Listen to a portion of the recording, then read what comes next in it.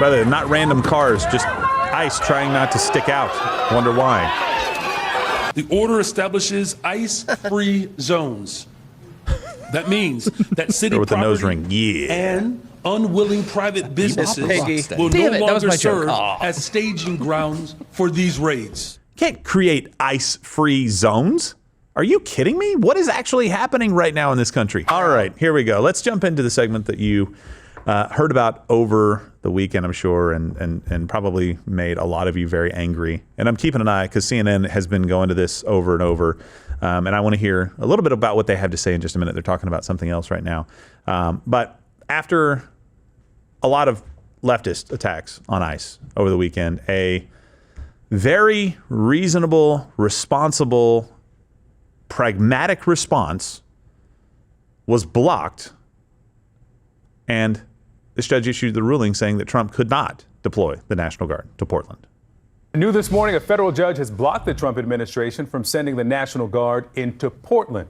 The White House is planning to appeal. Now, in her opinion, the judge described recent clashes between protesters and federal officers as inexcusable. Oregon's Attorney General agrees. Today's ruling is a healthy check on the president's power. And as the president, you must have an actual facts based on reality, not social media or just your gut feeling if you want to mobilize the military here in the United States. Okay, so I want to first, somebody please tell me a little bit more about that guy, the AG for Oregon. I'm pretty sure he's not doing any parts of his job well, just based on what I see going on in Oregon. I could be wrong. This could be like the, one shiny example of somebody doing it right. But also, to assume that the president of the United States doesn't have more information than just on social media, I get it. He participates in social media a lot. He comments on stuff, and so does his administration. I think they do a better job of communicating. By the way, when Barack Obama did that, they thought, like, good, he's reaching out to the people. He's jumping on social media a lot more. He's much more personable for people to be able to kind of connect with the president. That's fantastic. When Donald Trump does it, I guess you hate what he actually says, and he's a little mean in his tweets sometimes. I get it. He gets spicy after a Diet Coke. But I'm sure that he has people on the ground talking to him about what's going on and telling him that in Portland and Chicago, this is what it looked like over the weekend.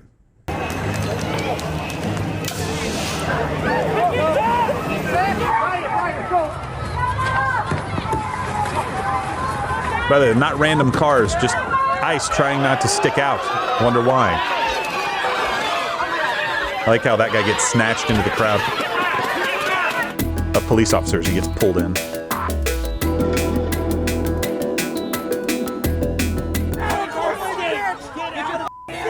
Get out of our state!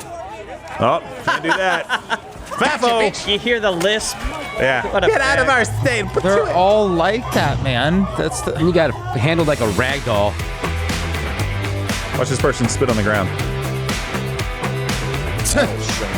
Was that like a Hell yeah. defiance spit? Yeah, it was spitting at the feet of whoever was walking. Yeah, but I mean, it's not even close. It's just right on the ground, Josh. Don't you dare give them that inch. I think sometimes when you put a whale on something like that, they usually disperse some water. That naturally happens. That was her blowhole. So These people are all losers. So What? listen, this is what's happening right now. You've got places, and I would not have picked, Portland for protesting, yes, but as far as like having a lot of ICE agency operations, I would not have picked Portland as one of my top cities in the U.S. with really a whole lot of ICE kind of operations going on. I mean, Dallas, Sanctuary yes, City Houston, kind of San thing. Antonio. Yeah, that's true. That does tend to draw them, to it. It acts as a magnet, but There's definitely more illegal immigrants in places like Dallas and Houston and stuff like sure. that, but they're not getting the pushback. That's No. the thing that we were talking about earlier today, right? right. And I understand that Portland has been one of those places that things are going to happen. It used to be Los Angeles would get really, really fiery. And Used to they be? You still, mean like no, July? they still do Okay. to a degree. But it seems like Portland has kind of taken over the mantle on being more violent and more extreme in the protests than I've seen in Los Angeles in just a little bit. Maybe I'm wrong. And it's always white people. It is. It's white people that are trying to be good allies, I guess. But Yeah, listen, Portland is it's something like I don't want to overguess, but it's something like 85 to it's 90% cold white. there. It's really cold. I don't know why It's not that cold. It's just all white. It is cold. Josh is lying right now. But the point is, this is ICE operating in two pretty large cities, and you see massive pushback. So much so that they have to go around in cars that are not even marked to try to stay out of the limelight because they're a target because primarily of a lot of groups out there that I guess don't exist, like Antifa, that are trying to tell people where ICE is located, where they're going to be. There were apps about this for a while. I don't know if they're still allowed to even have those. Hopefully not. These guys have to go in unmarked cars. They have to wear masks because they're being doxxed.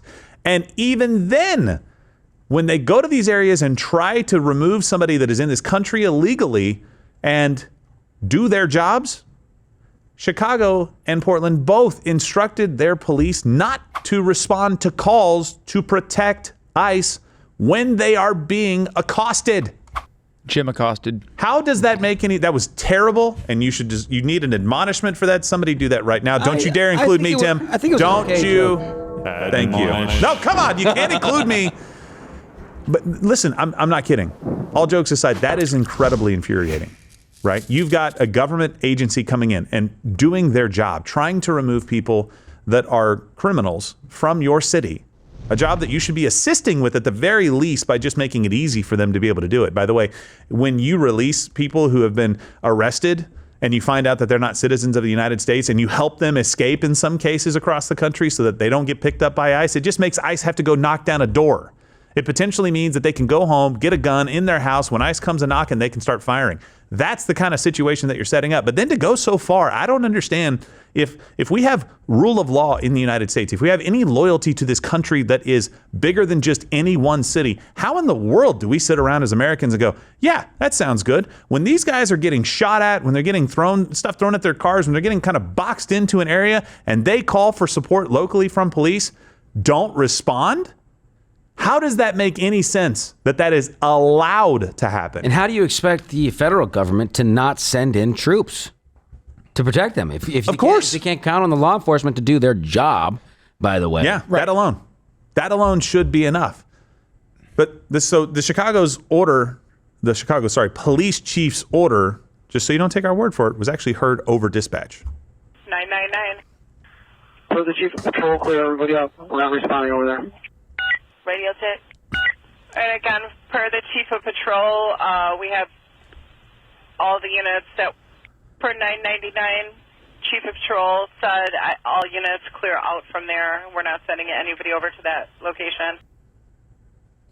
So if an ICE agent is killed and is shot, like in Dallas, well, it wasn't an agent that was killed. No. It was, unfortunately, somebody did get The very people they were trying to help free, they just scattershot into the building. Unfortunately, and somebody killed. did get killed. Yeah, but when that happened, Dallas police rushed over, helped neutralize the shooter. Exactly. And the mayor and senators and everybody else thanked them and applauded their hard work. So if this happens in Chicago, well, you're just going to leave them to die?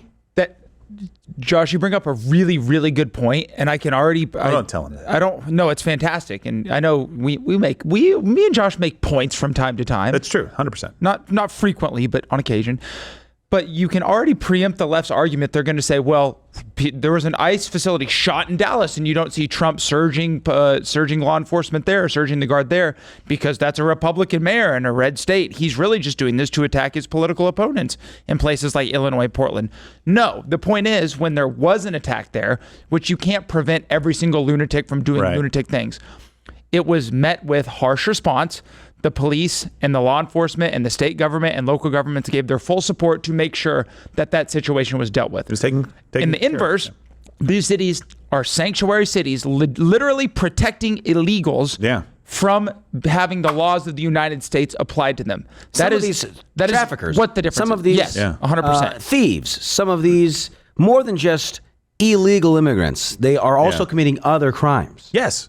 Yes, and in many cases, and you have no idea who they're going to get and going to pick up, but the media likes to say that it's law-abiding American citizens. They're abducting Americans from the streets. So the only way that this makes sense, Josh, you and I were talking about this just before the show. You were like, we were talking about this specific order that I'm going to get to in just a second from Mayor Brandon Johnson that was signed, I guess, this morning. I don't know. How does any of this actually make any sense at all, right?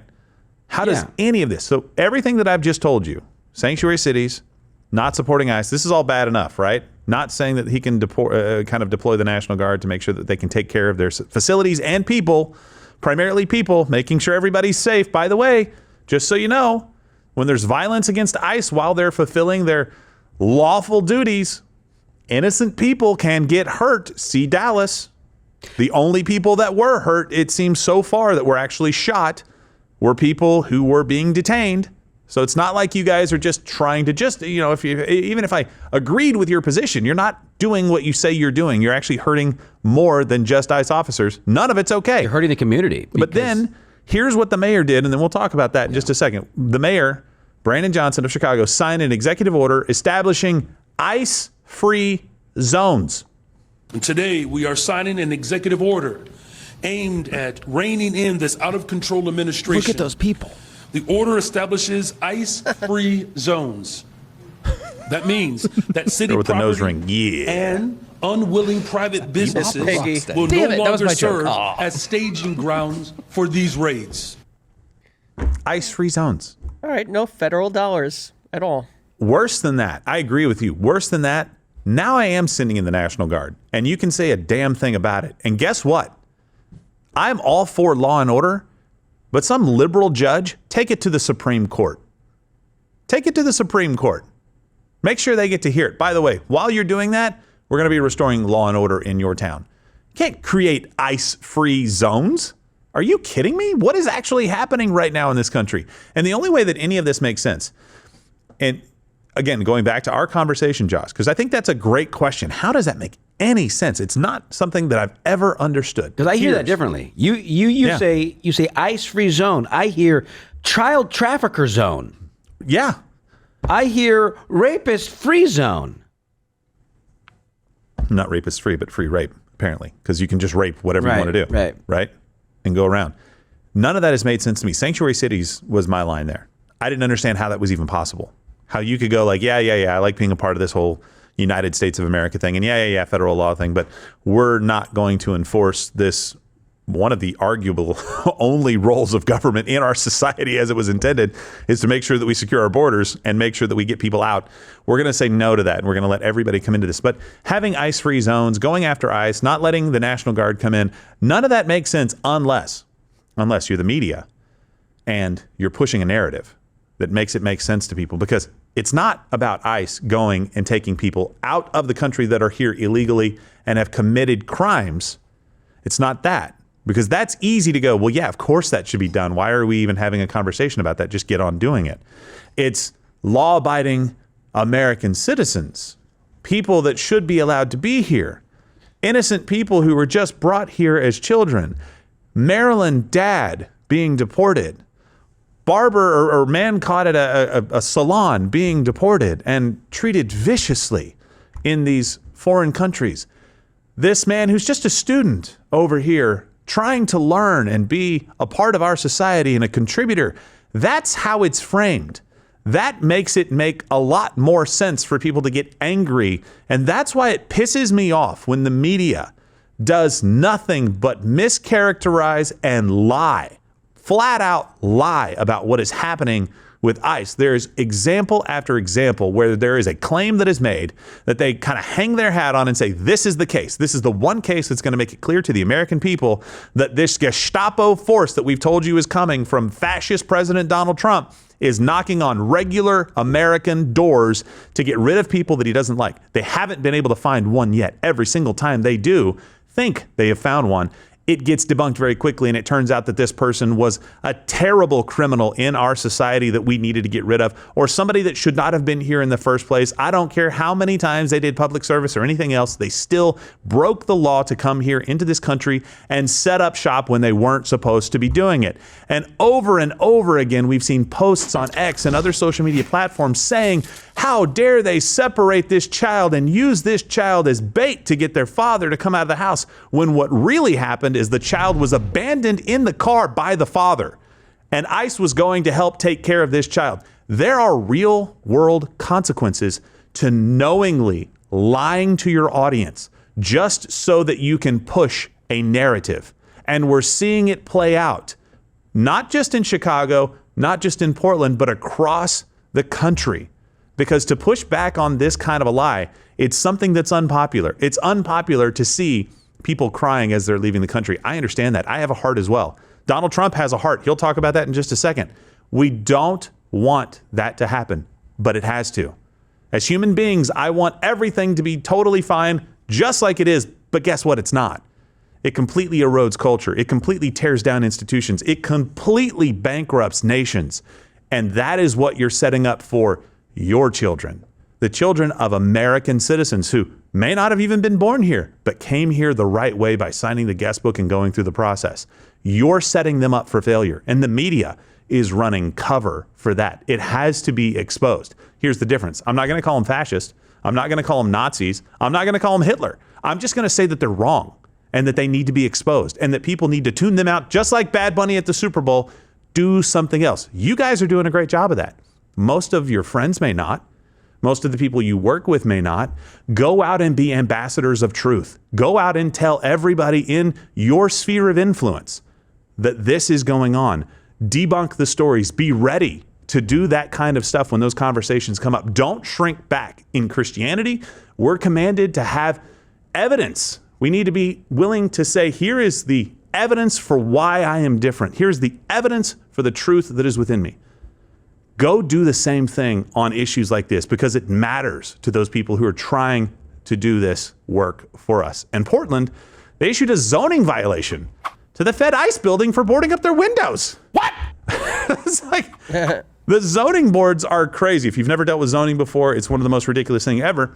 But boarding up your windows? That's rich coming from a city that allows a strip club to be right next to a school. What? Yeah. Is that real? Well, I don't know about right next. Come on, is this like Napoleon's penis being in Columbus, Ohio? I don't know about right next to a school, but the zoning in Portland is very odd where you will find strip clubs in like the middle of a neighborhood. Really? They're the most strip clubs per capita in the country. That was just your best friend's house, okay? And look, he's reformed now. He's not stripping anymore. That's awkward to throw him out and he's there the like mayor, that. so. But Lane, you made a point. I just threw a you minute off ago. there, didn't I? No, you didn't make. You were thinking about Portland strippers, vegan strippers. That's what you were thinking. I was of. thinking about Chicas Bonitas, but no, you were not. Fact check, not true from what you say. So we have problems across America in major cities. With illegal immigrants coming. I mean, I think it makes sense that if you go to a major city that you can kind of hide and blend in a little bit easier. It makes sense. You can kind of disappear. Some of the cities that people end up in, by the way, are a little surprising to me, like Indianapolis. I'm like, why did you stop there? Yeah. Louisville. It's like, I don't understand. But the cities that we've been talking about, Portland and Chicago, are very popular destinations for illegals. Cook County, where Chicago resides, 257,000 illegals. That's about 1,077 per 100,000 residents. And then Portland, it's, how do you say it, Josh? Multnomah County. Multnomah County. I feel like you have to have an accent to say that. Multnomah. Yeah, it's an Indian accent. Yeah, no, more Texan. So Multnomah County, 25,000 illegals. Those are both sanctuary cities. And of course, the left wants less law and order. Like one of my favorite new people to not like a lot, very strongly in most cases. Mr. Al Jazeera? Mr. Make sure you don't have a pager on right now, Mehdi Hassan, who posted this over the weekend. Abolish ICE. Okay, well, that sounds, reasonable, fine, for somebody who's a leftist, crazy person. He didn't elaborate a whole lot on it. It's stupid. They don't need to elaborate. Why would they need to? Well, he needs to elaborate anyway, but he wanted to let Democrats know that ICE had to be abolished. That should be the official platform for the Democrat Party. And he tried to gaslight people on the right and saying that they're actually preaching violence. And I thought that it would be a good time for us to, do a little research into what he says and his statements. So this brings us to Claim Truth. All right, so here is the claim from Mr. Hassan. I still love that one. I don't know if we're ever going back, are we? Really? You don't like it? No. Oh. Well, then why'd you keep it? Pixels with Adam Sandler. For you. Laziness? I'm waiting for you guys to get tired of it. Apathy and laziness. No, I have the original ones. I'm just Admonish yourself. No. Oh, come on. It's not fair. I don't have a button like that I can admonish or anything. No, you guys never told me to change it back. I actually specifically remember Gerald in the show saying, let's never get rid of that. Let's keep. Hear ye, hear ye. Change it back to something else. Okay, now I've said What's it. Mehdi Hassan saying? His claim is that the Dem nominee in 2028 must want to abolish ICE. Here's the quote. I can't believe that as recently as a few months ago, the consensus Democratic Party position, even on the left, was that you couldn't call to abolish ICE.